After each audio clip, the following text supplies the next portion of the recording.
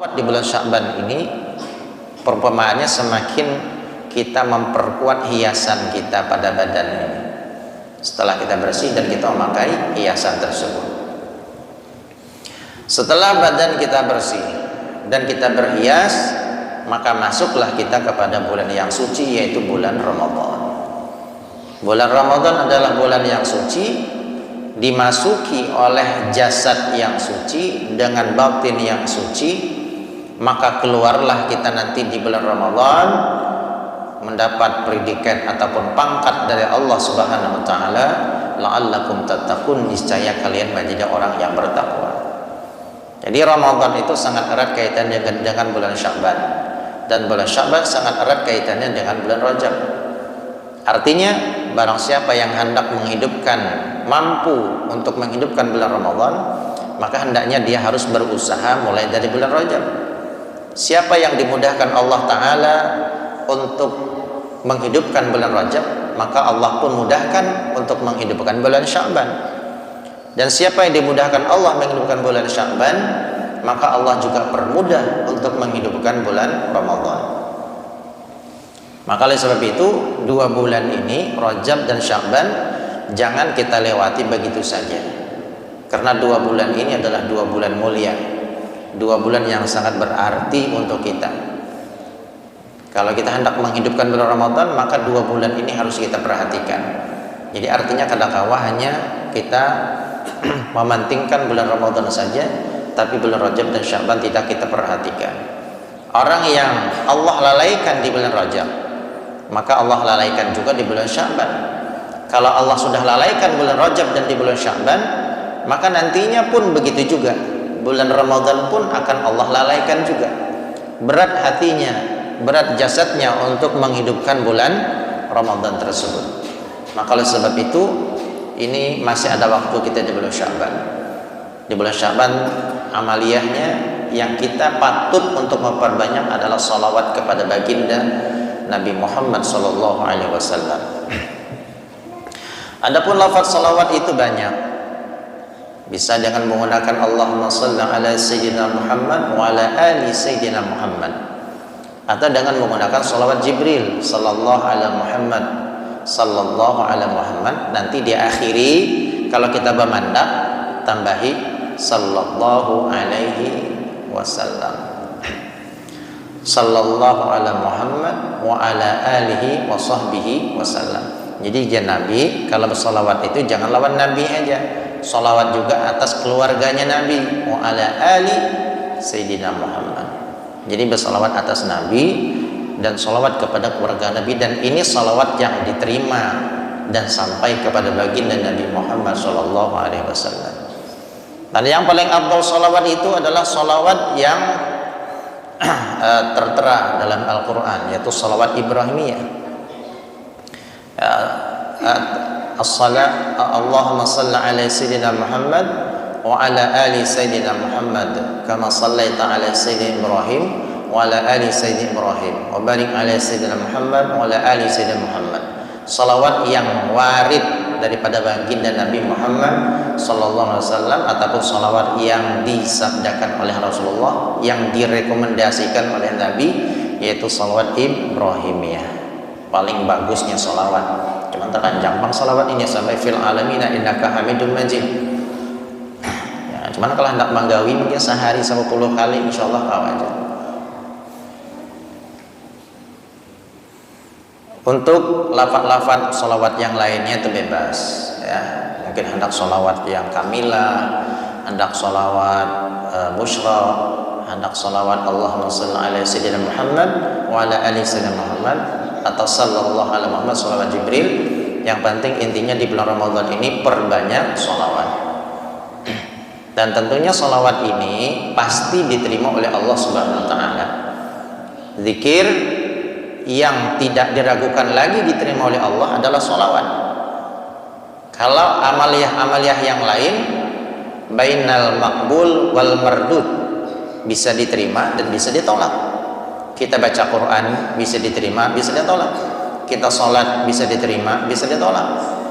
Kita zikir, kita sedekah bisa diterima dan bisa ditolak. Tapi kalau sholawat mutlak diterimanya. Kenapa? Karena sholawat ini berkaitan dengan kekasih Allah Subhanahu wa Ta'ala. Walaupun kita membaca dalam keadaan riya, walaupun kita membacanya dalam keadaan sombong, walaupun kita membacanya dalam keadaan tidak ikhlas, maka sholawat itu tetap bernilai dan diterima oleh Allah Subhanahu wa Ta'ala. Ini luar biasa amaliyah ataupun bacaan sholawat ini. Maka kalau hendak amalan yang pasti diterima, ya perbanyak sholawat itu. Kada diragukan lagi, pasti diterima oleh Allah Subhanahu wa Ta'ala. Para hadirin yang dimuliakan Allah Subhanahu wa Ta'ala. Dan di bulan Sya'ban ini kita juga akan nanti menemuinya yang namanya nisfu Sya'ban. Malam nisfu Sya'ban ini adalah malam yang sangat mulia. Apalagi malam nisfu Sya'ban yang akan datang ini bertepatan pada malam Jumat. Jadi dua malam yang mulia. Malam Jumat adalah malam mulia, dan malam Sya'ban, malam nisfu Sya'ban juga malam yang mulia. Dua malam yang mulia ditemukan dalam satu waktu. Maka oleh sebab itu ini adalah satu kesempatan ya, yang sangat berharga, kesempatan emas kita untuk bermunajat, berdoa dan mendekatkan diri kepada Allah Subhanahu wa Ta'ala pada malam tersebut. Dikatakan malam nisfu Sya'ban itu adalah malam hari rayanya para malaikat. Kalau kita malam hari raya Idul Fitri dan Idul Adha, sedangkan malaikat malam hari rayanya adalah malam nisfu Sya'ban. Maka pada malam itu malaikat ya turun naik ke bumi ini karena merayakan pada malam tersebut. Kemudian pada malam nisfu Sya'ban disebutkan adalah Lailatul Bara'ah. Lailatul Bara'ah ini malam pembebasan daripada segala macam dosa. Orang-orang yang beriman, orang-orang yang Islam, maka pada malam nisfu Sya'ban itu diampuni oleh Allah Subhanahu wa Ta'ala dosa-dosanya. Sebagaimana sabda Nabi sallallahu alaihi wasallam, "Innallaha yaghfiru li jami'il muslimin fi tilkal lailati illa likahin aw sahir aw musyahin aw mudmin khamrin aw akil liwalidayhi." Pada malam nisfu Sya'ban kata Nabi sallallahu alaihi wasallam, Allah Subhanahu wa Ta'ala mengampuni dosa-dosa orang-orang muslim. Illa likahin, tapi ada beberapa orang ataupun beberapa kelompok yang kadang mendapatkan ampunan Allah pada malam itu. Yang pertama kahin, yang profesinya sebagai dukun, atau sahir, yang profesinya sebagai penyihir. Insya Allah ada di antara kita yang jadi dukun ataupun penyihir ya. Mudah-mudahan Allah jauhkan daripada profesi ini. Al-musyahin, musyahin ini adalah orang yang kada tegur sapa, ataupun bisa diartikan orang yang memutuskan tali silaturahim, yang lawas kada betaguran dengan saudaranya ataupun dengan dangsanaknya. Dan ini memang ada kesengajaan, ada faktor kesengajaan, bukan faktor kada sengaja. Yang faktor kada sengaja itu maksudnya memang kita kada pernah ketemu, kayak pada nagur.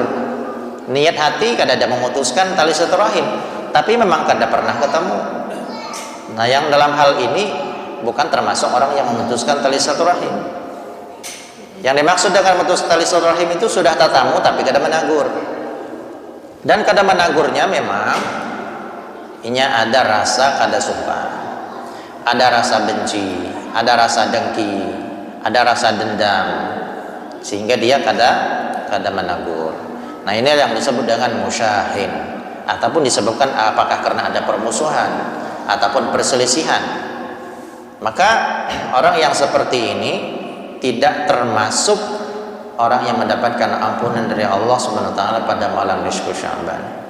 Jadi masih ada waktu kita dalam beberapa hari ini.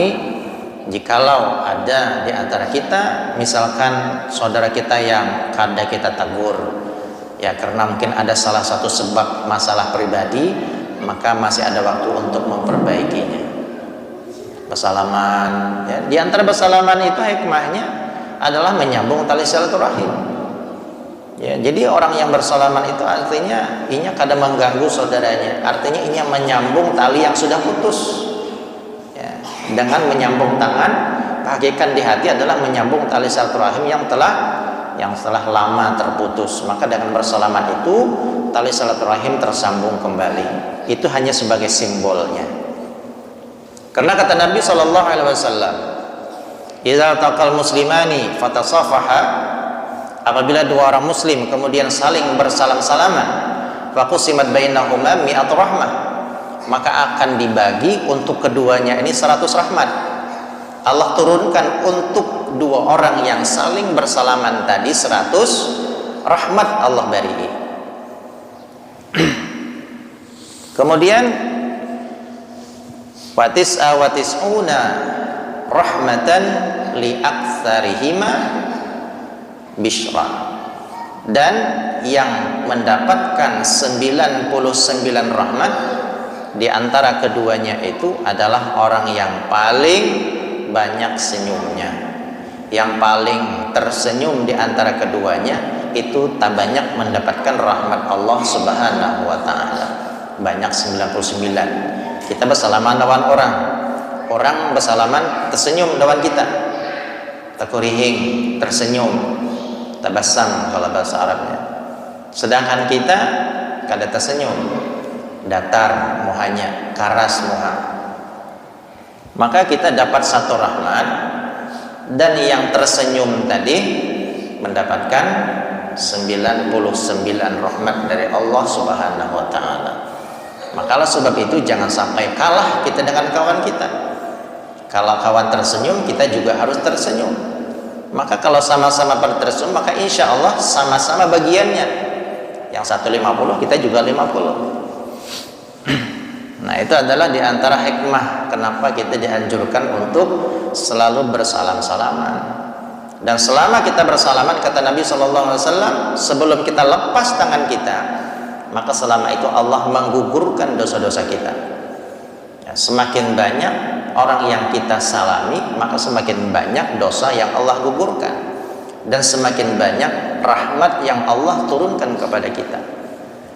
Jadi luar biasa sunnahnya Nabi, syariatnya Nabi SAW itu merupakan suatu kemaslahatan untuk kita, kebaikan untuk kita. Jadi tidak ada sunnah daripada Nabi SAW kecuali di situ mengandung banyak hikmah. Di antaranya kesalahan, suatu hal yang sepele, sesuatu yang remeh, tapi ketika kita melakukannya luar biasa, dosa kita diampuni oleh Allah Ta'ala, dan juga rahmat Allah turunkan kepada kita. 100 rahmat, kada sedikitan 100 rahmat itu. Nah, jadi yang kada mendapatkan ampunan dari Allah Subhanahu wa taala musyahid, orang yang memutuskan tali silaturahim, orang yang kada saling bertagur sapa. Jadi kada bertaguran itu jar Nabi yang disebabkan karena kebencian, karena perselisihan, itu batasnya 3 hari aja. Ya, batasnya 3 hari. Kalau dalam 3 hari itu inya kada bertaguran dan meninggal dunia, dakhala finnar, kata Nabi SAW, masuk dalam api neraka. Kalau meninggal dunia dan dia tergolong orang yang memutuskan tali silaturahim, seminggu ya kada bertaguran, atau setahun kada bertaguran, meninggal inya sebelum bermaaf-maafan, maka apa kata Nabi SAW? Dakhala finnar, masuk ke dalam neraka. Nauzubillahi min dzalik. Maka diingat-ingat ya, diingat-ingat, adakah orang yang kita kada tagur, adakah orang yang kita musuhi, adakah orang yang kita dendami, adakah orang yang kita benci. Dan cara menyambung tali silaturahim itu banyak. Kalau kita jauh, bisa saja dengan kita kirim lewat SMS, lewat WA ataupun telepon, ya, minta maaf, minta rela, minta halal dunia akhirat. Itu adalah salah satu cara untuk kembali menyambung tali silaturahim. Amud min khamrin, ataupun orang yang candu minum khamar. Minum khamar, konsumsi narkoba, sabu-sabu, manjinin, nah itu sebagainya ya. Pokoknya hal-hal yang bisa memabukkan. Jadi pada malam Sya'ban, orang yang seperti ini kadang mendapatkan ampunan dari Allah Subhanahu wa taala, kecuali inya taubat. 2 hari lagi belum sampai Sya'ban, nya taubat kada lagi melakukan, makanya termasuk orang yang dapat ampunan Allah. Au akin liwalidayhi, ataupun orang yang durhaka kepada orang tuanya. Ya, orang yang durhaka. Fala taqul lahum uffin, janganlah kau katakan kepada orang tua. Jadi mengatakan ah saja kepada orang tua, kalau orang tua kita merasa tersakiti dengan kata-kata itu, maka kita sudah tergolong anak yang durhaka. Baru mengatakan ah. Apalagi kalau sampai menyakiti dengan fisiknya, apalagi sampai-sampai membunuh orang tua, itu luar biasa durhakanya. Karena kata Nabi SAW, orang yang durhaka itu kada bakal masuk surga, walaupun inya kayak apakah banyak ibadahnya, kada bakal masuk surga kecuali kalau orang tuanya memaafkan. Maka oleh sebab itu kita selaku orang tua, ya, di akhir zaman ini kata ulama banyak-banyak at-tasamuh lil aulad, banyak-banyak kita memaafkan kesalahan anak kita. Karena kalau anak kita salah, orang tua memaafkan, maka anak tersebut kada tergolong anak durhaka. Tapi kalau anak kita salah, misalnya kita suruh inya menolak, inya kada mahirani sarik kita, maka anak tadi sudah tergolong durhaka. Tapi kalau kita maafkan, kada jadi durhaka. Nah, kalau inya kita maafkan, berarti masih ada kesempatan anak kita masuk ke dalam surga. Kita membantu dia masuk ke dalam surga, dan kita membantu anak itu untuk berbakti kepada orang tuanya. Jadi cara orang tua membantu supaya anak bakti kepada orang tuanya adalah banyak-banyak memaafkan, banyak-banyak memaklumi, banyak-banyak merelakan dunia akhirat terhadap kesalahan anak tadi. Jadi jangan sampai dendam dengan anak, jangan sampai menuntut kesalahan anak. Kalau kita tuntut kesalahan anak itu, maka dia tergolong anak yang durhaka. Nanti tempatnya di mana? Ya di neraka. Berarti kita sama saja membantu anak kita masuk dalam neraka. Nauzubillah.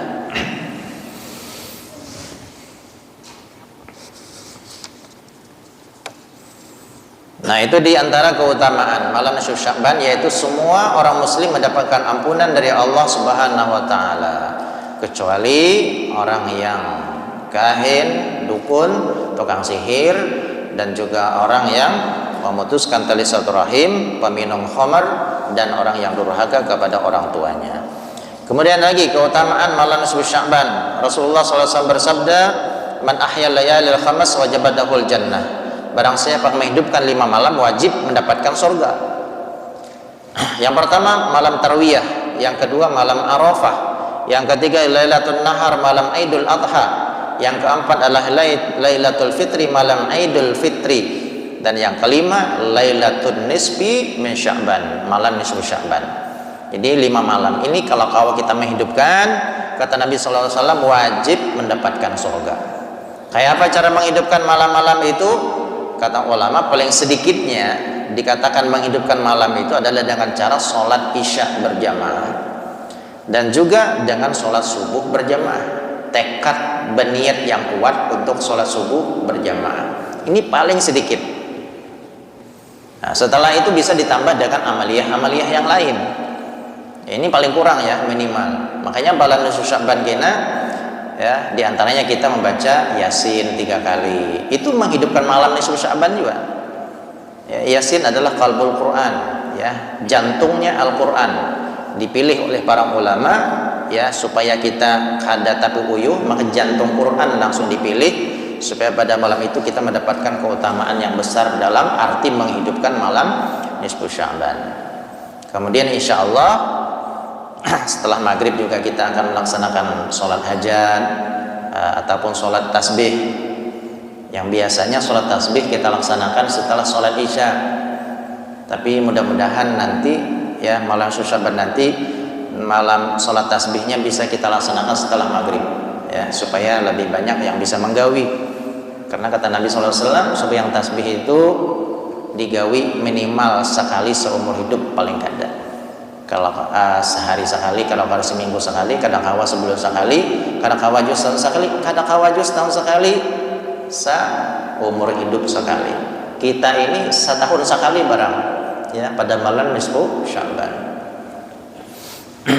Nah, insya Allah kalau kada ada halaman, ya, setelah sholat maghrib, sholat hajat dulu kita, kemudian sholat tasbih, baru baca Yasin 3 kali. Artinya walaupun sholat isya'nya sedikit terlambat, ya kada apa-apa. Karena sholat isya itu waktunya sangat panjang, ya, sampai sholat subuh, sampai waktu subuh itu waktu isya panjang.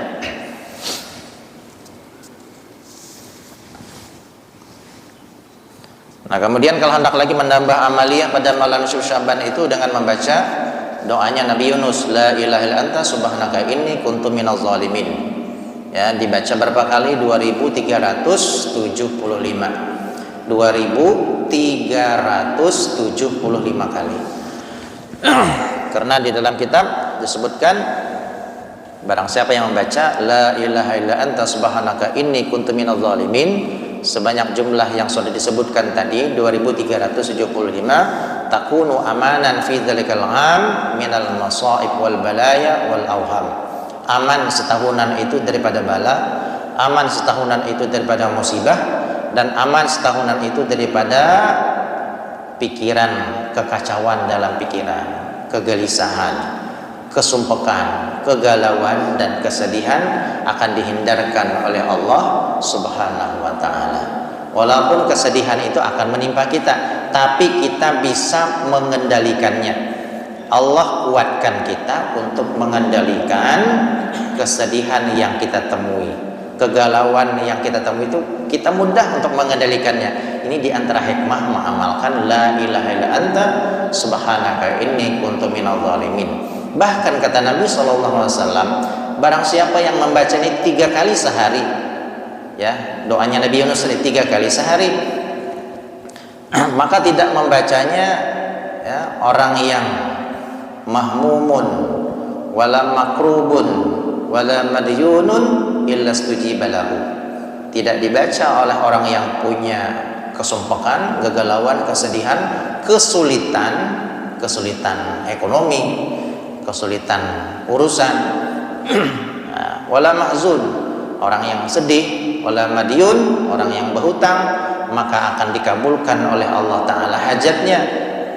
Orang yang berhutang hajatnya semoga dilunaskan hutangnya, maka insya Allah akan disegerakan lunas hutangnya. Orang yang punya kesulitan dalam urusannya, dengan niat membaca itu maka akan dimudahkan urusannya.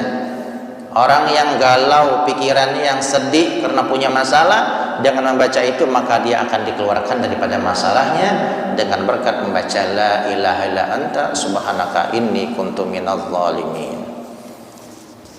Kemudian pada malam nisfu Sya'ban itu kita dianjurkan untuk memperbanyak doa. Karena kata Nabi SAW, ada 5 malam juga yang tidak ditolak doa. Yang pertama adalah malam Jumat, ya, yang kada ditolak doa kita. Dan yang kedua malam Rajab, awal daripada bulan Rajab yang sudah kita lewati nih. Malam Rajab yang pertama kali itu doa kita mustajab. Malam Jumat, awal Rajab, kemudian malam nisfu Sya'ban ini yang akan datang ini. Jadi yang akan datang ini kita ketemu malam Jumat yang malam mustajab doa, dan didampingi dengan malam nisfu Sya'ban, malam istijabah doa juga. Jadi 2 malam yang mulia, ya. Ibaratnya kita berdoa malam Jumat aja sudah mudah dikabulkan Allah doa, apalagi kita 2 nih tak kumpul, malam nisfu Sya'ban iya, malam Jumat iya juga. Maka banyakilah berdoa kepada Allah Subhanahu wa taala. Apapun doa kita, dan kita yakini doa kita diterima oleh Allah Subhanahu wa taala. Walailatul Qadar, dan malam Lailatul Qadar yang kada ditolak doa itu. Walailatul Idain, dan malam 2 hari raya.